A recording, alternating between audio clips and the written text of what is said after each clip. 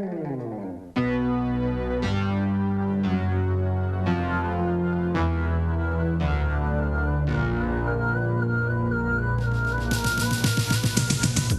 бы видели, как раньше вел себя на гастролях. Горы, травы, блюз, море, алкоголя. После концерта всей толпой айда в мой номер, и на следующий день в другом городе выступать с перепоя. Сейчас люди не понимают, что это такое, когда я отказываюсь от дудки. Он чё, гонит?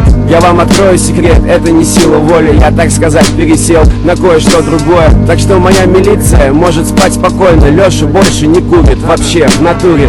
Лучше дайте мне чайник с горячей водой, или давайте я сам, просто покажите, где здесь кулер. И хули, теперь у меня в чемодане ничего запрещенного, только добрый запас чая. И когда я прилетаю в другие города, мне нужна только розетка, вода пока была всегда. Это ведь не наркота, он же не пьет, ну да, но чай бывает разным, есть опасные сорта. Я составил тройку лидеров, из каких-то соображений решил провести некоторые параллели. ОР я могу сравнить с амфетамином, я не пью его часто, он разгоняет меня слишком сильно.